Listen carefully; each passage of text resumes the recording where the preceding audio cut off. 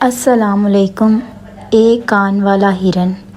بحیرہ لکاہل اور کاگوشیما کے علاقے میں ایک جزیرہ یکو واقع ہے جس کا قطر تقریباً 150 کلومیٹر ہے۔ اس جزیرے میں 30 سے زیادہ پہاڑ ہیں جن کی اونچائی 1000 میٹر سے زیادہ ہے۔ اس کے آس پاس ایسی وادیاں بھی ہیں جہاں ابھی تک کسی آدمی نے قدم نہیں رکھا۔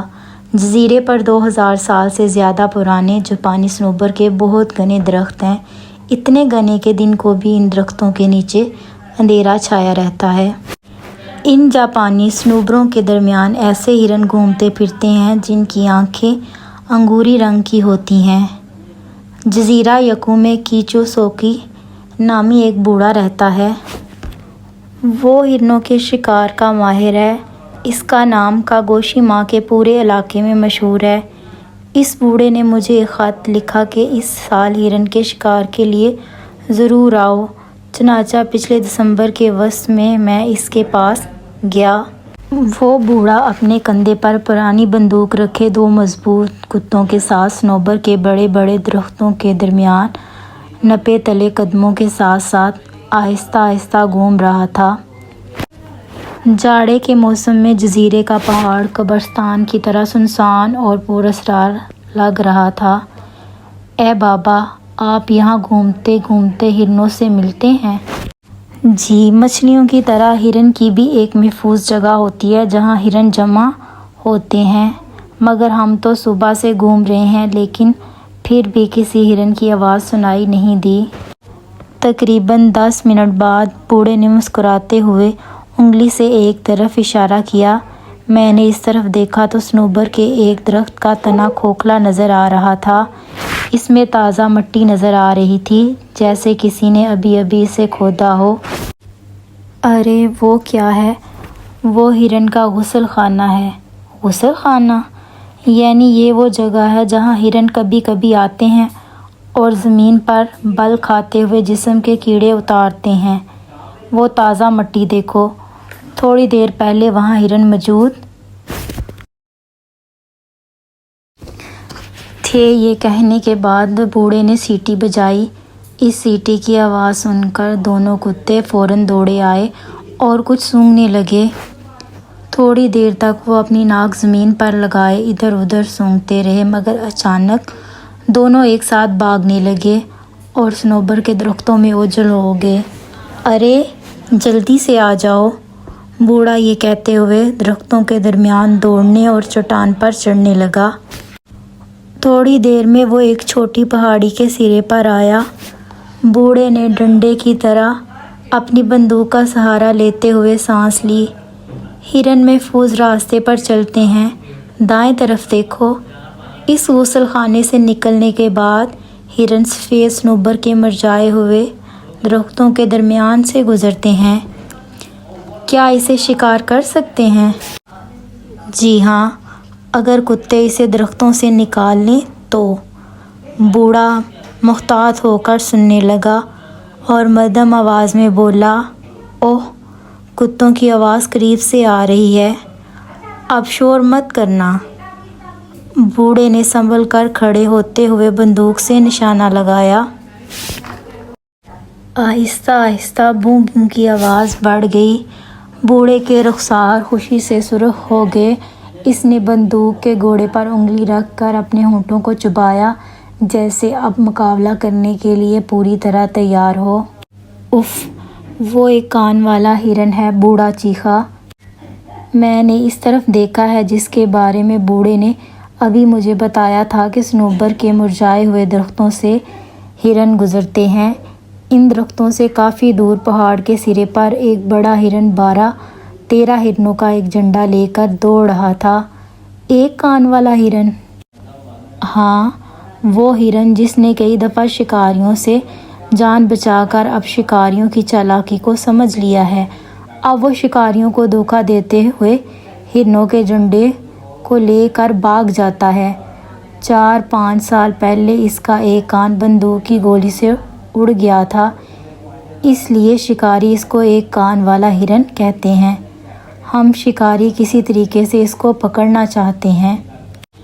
یہ کہہ کر بوڑھے نے اپنے منہ میں 2 انگلیاں ڈال کر سیٹی بجائی تو صنوبر کے درختوں کے اندر سے بھی جواب میں سیٹی کی آواز آئی اور وہ اس طرف دوڑنے لگا۔ کوئی 200 میٹر دوڑنے کے بعد ایک موٹا آدمی نظر آیا جو اس طرف بھاگ رہا تھا۔ جی روکیچی، تم نے دیکھا ہوگا، بوڑھا چلایا۔ ہاں دیکھا ہے کیچی سوکے، وہ تو ایک کان والا ہرن ہے۔ تم اپنے کتوں کو پیچھے والی پہاڑی کے سرے کی طرف بھیج دو اور انہیں بھونکنے دو۔ میں نے اپنے کتوں کو ہرن کے پیچھے دوڑا دیا ہے۔ اب وہ ایک کان والا ہرن وادی کی طرف آ جائے گا۔ تم وادی کی بڑی چٹان پر جاؤ اور وہاں انتظار کرو۔ میں صنوبر کے درخت کے نیچے ہرن کا انتظار کروں گا تاکہ ہم اس کو پکڑ سکیں۔ ٹھیک ہے، جی روکیچی نے جواب دیا اور سیٹی بجاتے ہوئے ایک چھوٹا پتھر دور پھینک دیا۔ جی روکیچی کے 3 کتے ایک دم بھونکتے ہوئے اس پتھر کی طرف بھاگنے لگے۔ بوڑھا اور میں سردی کے باوجود پسینے میں بھیگ گئے تھے۔ ہم پہاڑ کے سرے سے وادی کے اکیلے صنوبر کے پاس پہنچے۔ تھوڑی دیر کے بعد وادی کے نیچے سے سیٹی کی آواز آئی۔ بوڑھے نے بھی سیٹی بجاتے ہوئے بتایا، جی روکیچی تیار ہو گئے ہو۔ چاروں طرف سناٹا چھایا رہا، حتیٰ کہ کتے کی آواز بھی سنائی نہ دی۔ اچانک پہاڑوں کی طرف سے گڑ گڑاہٹ کی آواز آئی جو رفتہ رفتہ قریب آنے لگی۔ چاروں طرف بڑے بڑے درخت اپنی شاخوں کو زور سے ہلاتے ہوئے عجیب سی آواز دینے لگے۔ طوفانی ہوا چلنے لگی اور بڑے بڑے قطروں کی بارش شروع ہو گئی۔ گڑ گڑ گڑ۔ پہاڑ کے بڑے بڑے درختوں کو ہلا کر رکھ دیا تھا۔ ہوا کی آواز میں کتوں کی ہلکی سی آواز بھی شامل تھی۔ کتے کہاں بھونک رہے ہیں؟ میں غور سے سننے لگا مگر کچھ پتہ نہیں چلا۔ جی روکیچی کی سیٹی کی آواز پھر آئی۔ ہم دونوں اس بڑی چٹان کی طرف دوڑنے لگے جہاں جی روکیچی تھا۔ جی روکیچی نے چیختے ہوئے انگلی سے پہاڑ کی طرف اشارہ کیا۔ وہاں دیکھا تو وادی کے اوپر ایک ابھری ہوئی چٹان پر ایک کان والا ہرن اور ہرنوں کا جھنڈ جمع تھا اور 5 شکاری کتے زور زور سے بھونک رہے تھے۔ ایک کان والے ہرن نے اپنے سر کو نیچے جھکا رکھا تھا اور ایسا لگ رہا تھا جیسے وہ اپنے سینگ ہلا کر کتوں سے مقابلہ کر رہا ہو۔ پہلے اس نے ہمیں دھوکہ دیا تھا مگر کتوں سے گھبرا گیا ہے۔ اب ہمیں کامیابی ہوگی۔ بوڑھا اپنے سفید دانت دکھاتے ہوئے مسکرایا مگر ایک دم اف کہتے ہوئے اس کی مسکراہٹ غائب ہو گئی۔ بڑے ہرن نے اپنا جسم ہلاتے ہوئے ایک کتے کو اپنے سینگ سے دھکا دے کر وادی کے نیچے گیند کی طرح پھینک دیا۔ اف، دیر نہیں کرنا چاہیے، جلدی چلو، بوڑھے کی آواز آئی۔ جہاں وہ بڑا ہرن کھڑا تھا وہاں تک جلد از جلد پہنچنے کے لیے ہم لڑھکتے اور پھسلتے ہوئے چلنے لگے۔ راستے میں تیز بارش ہونے لگی، ہوا اور تیز ہو گئی۔ جیسے بڑی بڑی لہریں چٹان سے ٹکرا رہی ہوں ویسے ہی ہوا شاخوں اور بڑے درختوں کو ہلانے لگی۔ بارش کے قطرے پتھر کی طرح جسم سے ٹکرا رہے تھے۔ ایسا لگ رہا تھا کہ ہم ایک بڑے سمندر کی لہروں میں پھنس گئے ہوں۔ ہوا اور بارش کی وجہ سے ہم ناک سے سانس نہیں لے سکتے تھے، اس لیے منہ سے سانس لینے لگے تو بارش کے قطرے منہ میں جانے لگے جیسے بارش منہ کو بند کرنا چاہ رہی ہو۔ اس کیفیت میں ہم کھانستے ہوئے زمین پر منہ لگا کر بمشکل سانس لیتے رہے مگر وہ بھی تھوڑی دیر کے بعد مشکل ہو گیا۔ 1000 میٹر سے زیادہ اونچے پہاڑوں پر چٹانوں کے درمیان بارش کی وجہ سے آبشار بن گئے اور سفید چمن کی طرف بارش کا پانی گرنے لگا۔ پہاڑ کی مٹی بالکل دریا کی طرح بہنے لگی۔ گھنے بادلوں سے آسمان بھر گیا۔ سارے بادل صنوبر کے درختوں کی شاخوں پر پھیل گئے اور ہمیں آگے کچھ بھی نظر نہیں آ رہا تھا۔ بجلی بھی اتنی زور سے کڑک رہی تھی جیسے ہمارے کانوں میں گھس کر گونج رہی ہو۔ کبھی وہ قریب سے درختوں پر گر جاتی، ہر مرتبہ درختوں کے ٹوٹنے کی آواز آتی اور درخت دڑام سے گر جاتے۔ یہ ہو سکتا تھا کہ ہم ان درختوں کے نیچے کچلے جاتے، پر گرتی اور ہم جل جاتے۔ گرمیوں کے موسم میں بھی پہاڑی علاقوں میں سردی پڑتی ہے، اور اس پہاڑی علاقے میں تو ہم سردیوں کے موسم میں آئے تھے۔ ہم بارش کی وجہ سے سر سے پاؤں تک بھیگے ہوئے تھے۔ سردی اور خوف کی وجہ سے ہم کانپ رہے تھے اور ہمارے دانت بج رہے تھے۔ جسم سن ہو گئے اور ایسا لگا کہ ہمارا جسم نہیں۔ ہو سکتا تھا کہ ہم اس جاڑے کی بارش میں جم جاتے۔ میرے چلنے اور آگے جانے کی ہمت بتدریج ختم ہونے لگی۔ بوڑھے اور جیروکی چی نے دونوں بازوؤں سے مجھے سنبھال رکھا تھا۔ مجھے نیند آنے لگی۔ میں سوچنے لگا کہ اگر اب کچھ سوچے بغیر سو جاؤں تو کتنا اچھا ہو۔ چلتے ہوئے مجھے اونگ آ گئی، مت سو، اگر سو گئے تو مر جاؤ گے۔ دونوں نے یہ کہتے ہوئے میرے گالوں پر زور سے تھپڑ مارے تو حیرت اور تکلیف سے میری آنکھیں کھل گئیں۔ بوڑھے اور جیروکی چی کو بھی شدید سردی کی وجہ سے چلتے ہوئے اونگ آ رہی تھی۔ وہ ایک دوسرے کو بھی تھپڑ مارتے رہے اور نیند دور کرتے رہے۔ اگرچہ ہم ایک دوسرے کی نیند دور کرنے کی کوشش کرتے رہے، لیکن اس اونچے پہاڑ پر سردی کی بارش میں بھیگتے رہتے تو ہو سکتا تھا کہ ہم شام تک مر جاتے۔ کی ری گہوارہ کے غار تک چلیں۔ اس غار تک بوڑھا اور جیروکی چی آپس میں باتیں کرنے لگے۔ مجھے پتہ نہیں ہم کیسے چلتے رہے اور کیسے جان بچا کے وہاں تک پہنچ سکے۔ پہاڑ کی درمیانی چٹان پر ایک کھلے غار میں ہم گھس گئے۔ اوہ، یہ کی ری گہوارہ کا غار ہے، یہ کہتے ہوئے بوڑھا غار میں بیٹھ گیا۔ وہ اس حالت میں جسم نہ ہلا سکتا تھا۔ باہر بارش اور ہوا کی آوازیں گونج رہی تھیں، مگر غار میں سناٹا تھا اور نہ جانے کیوں غار کے اندر بارش کی بوچھاڑ اور ہوا نہیں آ رہی تھی۔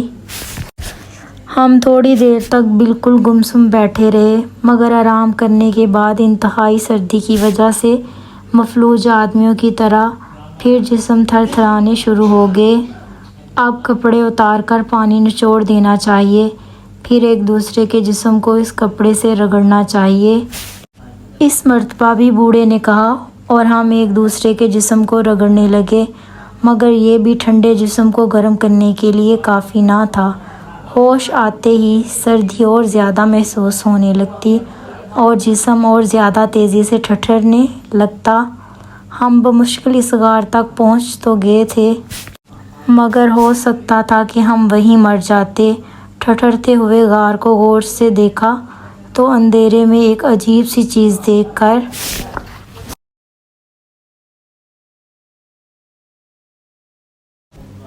ہم حیران رہ گئے۔ غار میں ہم سے صرف 1 میٹر آگے تقریباً 30 ہرنوں کا جھنڈ اور 15-16 بندر موجود تھے۔ ہرن بھی ایک دوسرے سے اپنا جسم لگا کر بیٹھے تھے اور بندر انسانوں کی طرح اکڑوں بیٹھے ہوئے تھے۔ ہم تینوں کے غار کے اندر آنے کے بعد بھی نہ وہ بھاگے نہ شور مچایا، بلکہ ہماری طرف دیکھے بغیر آرام سے بیٹھے رہے۔ بہت پہلے میں نے ایک گمنام علاقے کے سفر نامے میں پڑھا تھا کہ جو جانور ہمیشہ ایک دوسرے سے نفرت کرتے اور ایک دوسرے کو کاٹتے ہیں، وہ سب ایک ہی جگہ جمع ہو کر ساتھ ساتھ رہتے ہیں۔ شاید یہ جانوروں کی عادت ہو، جب ایک دوسرے کو کوئی خطرہ پیش آئے تو وہ ایک دوسرے کی مدد کر کے ایک دوسرے کی جان بچاتے ہوں۔ ہم پہلے تو حیران ہو گئے اور سوئے ہوئے ہرنوں کو دیکھتے رہے، مگر ان کے نرم بال اور ان کے سوکھے گرم جسموں نے ہمارے جینے کی خواہش کو زندہ کر دیا۔ ہم تینوں ایک دم ہرنوں کے جھنڈ میں گھس کر ان کے گرم جسموں سے اپنے ٹھنڈے جسموں کو لگا دیا۔ ہرنوں نے شور نہیں مچایا۔ کتنا خوشگوار تھا یہ لمحہ۔ ہلکی سی گرمی جنگلی ہرنوں کے ذریعے ہمارے جسموں میں پہنچ رہی تھی۔ موت سے بچنے اور مطمئن ہونے کی وجہ سے یا تھکے ہوئے اور ٹھنڈے جسم کو گرمی پہنچنے کی وجہ سے ہم پر غنودگی طاری ہونے لگی، جیسے کہ ہم اچھی موسیقی سن رہے ہوں۔ پھر ہم مدہوش ہونے لگے۔ ہم نہ جانے کتنے گھنٹے سوئے، اچانک ہمیں محسوس ہوا کہ کسی نے ہمیں جگا دیا ہے۔ جاگتے ہی جسم کو ٹھنڈک محسوس ہوئی۔ کوئی 30 ہرنوں کا جھنڈ اپنے بڑے سینگوں کو ہلا رہا تھا۔ کیا ہوگا؟ بندوق تو کپڑوں کے ساتھ غار کے کونے پر رکھی ہوئی تھی۔ ہمارے پاس کوئی اسلحہ نہ تھا۔ اگر ہرنوں کے جھنڈ نے ہم پر نوکیلے سینگوں سے حملہ کر دیا تو ابھی جو جان بچی ہے وہ نہ بچے گی، مگر ہم کچھ نہیں کر سکتے تھے، اس لیے اپنے دل میں دعا مانگتے ہوئے اپنے جسموں کو حرکت دیے بغیر لیٹے رہے، مگر ہرن ہماری طرف کوئی توجہ دیے بغیر ایک قطار بنائے غار سے باہر جانے لگے۔ وہ آہستہ آہستہ چٹان کے راستے وادی کی طرف اتر رہے تھے۔ اس جھنڈ میں سب سے آگے ایک کان والا ہرن کھڑا تھا۔ اوہ وہ ایک کان والا ہرن! یہ کہتے ہوئے جیروکیچی نے غار کے کونے پر رکھی ہوئی بندوق کو لیا اور اپنے کندھے پر رکھ کر ایک کان والے ہرن کے سر کا نشانہ لیا۔ میں بے ساختہ چیخا، چھوڑو جیروکیچی، آج اس ایک کان والے ہرن کی وجہ سے ہماری جان بچی ہے۔ بوڑھے نے مسکراتے ہوئے سر کو ہلایا جیسے ہاں کہہ رہا ہو۔ جیروکیچی تھوڑا سا جھنپا، اس نے بھی ہاں کہہ کر بندوق کو کندھے سے اتار لیا۔ اب سورج نکل آیا تھا۔ سورج کی روشنی میں نہاتے ہوئے ایک کان والا ہرن اپنا جھنڈ لے کر وادی میں آگے صنوبر کے درختوں میں اوجھل ہو گیا۔ اگر آپ کو ہماری یہ سٹوری اچھی لگی ہے تو اسے لائک کریں، شیئر کریں اور چینل کو سبسکرائب کریں۔ پھر ملیں گے ایک نئی سٹوری کے ساتھ۔ اللہ حافظ۔